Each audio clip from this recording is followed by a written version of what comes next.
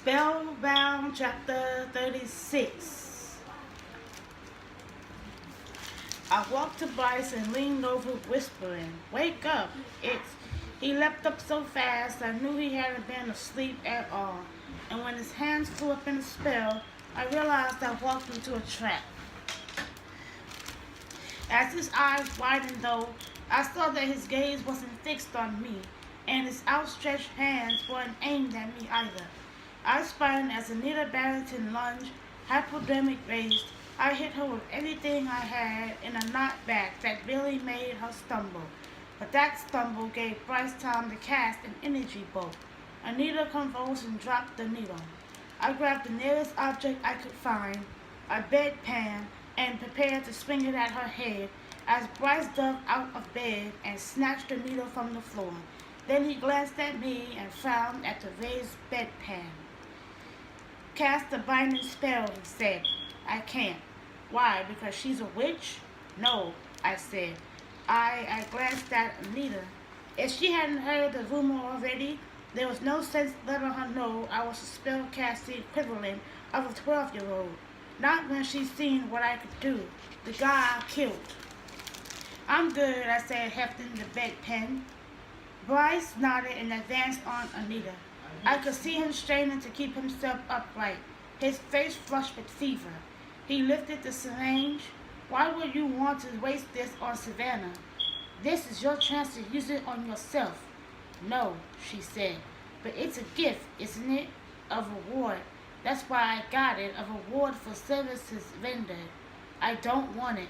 He stepped closer. "That's okay. I didn't either." She jumped up surprisingly agile for her age and size. She smacked him in the leg as I ran forward.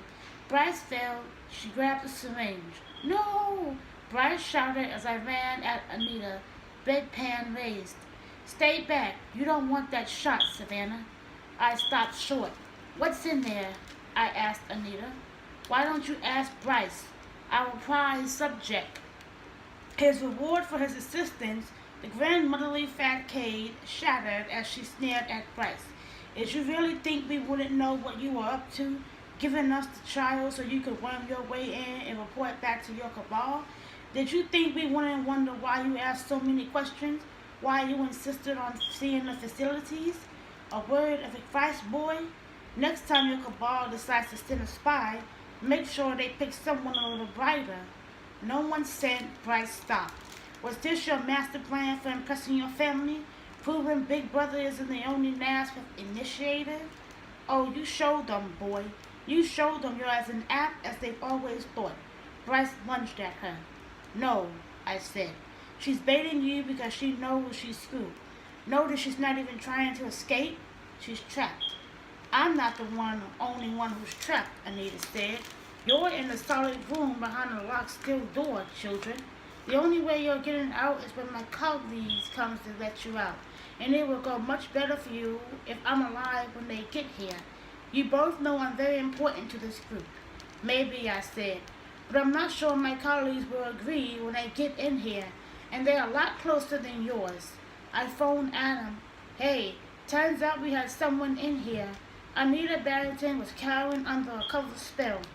"Bryce and I have her cornered, but the closer you get that door open, the happier we'll all be."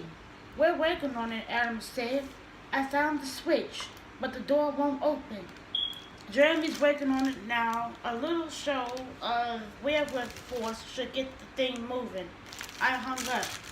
"Jeremy Denver's," Anita said, having obviously overheard. "I would enjoy making his acquaintance again. If only his werewolf strength could break that door." The designers took all precautions. "The patients in here are very valuable. We can't let them fall into the wrong hands. The only way that door is opening is when we open it." The door clanged once, then twice. The walls quivered. "Let me guess," I said. "Not many werewolves on your team to test that theory, were there?" She backed into the corner. "I'll tell you anything you need to know. Just tell them to spare me." "Witches," Brian snared, then he glanced at me. "Sorry. In some cases, the insult is warranted. Now lie down before you kneel over. I can keep watch on this."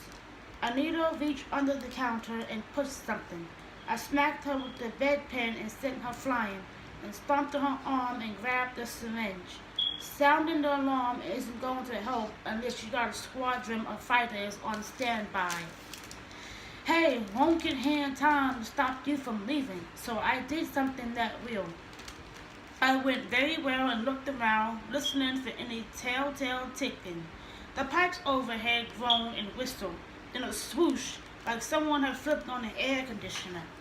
When I turned back to Anita, she grabbed the gas mask from the cupboard. Bryce tried to snatch it from her, but she scuttled out of reach and flung open the cupboard. Don't bother looking for more, she said, her voice muffled as she pulled it on. This is the only one, Anne. She stopped, pulled it away from her face, let it snap back again. No, she whispered. No, no, no. Someone skipped the routine inspections, I said. Guess you'd better tell us how to turn it off. You can't, she whispered as she pulled off the mask. Once it starts, the room will fill with gas, killing the subjects and everyone. I didn't hear the rest. I ran into the next room as I called Adam. Gas, I said when he answered. The fail-safe released lethal gas. Forget breaking down the door. Can you incinerate it? That was my next step. Hold on. Gas was filling the room now. I could smell it. Could feel the chill of it. Bryce handed me a wet towel. Put it over your nose and mouth. I did. Jeremy took the phone and told me to hold on. After a moment, I heard Adam cussing in the background. It's not working, he called. Just give me a second. He inhaled and exhaled loud enough for me to hear him. And fuck, why isn't it working? Just relax, Jeremy murmured. Try incinerating something else. A pause then. Anna said, okay, it's not me. It's the goddamn door. It's fireproof. His voice rose. Savannah, cover your nose and mouth and find out where the gas is coming from. Try blocking the vent. I'm going to get in there if I had to incinerate the whole damn room. Just my... Wait. I can't pause. My phone went dead. I shook it. Tried turning it on. Nothing. Forget that, Bryce said. We need to stop the gas. I looked around for the source. I couldn't even see vents.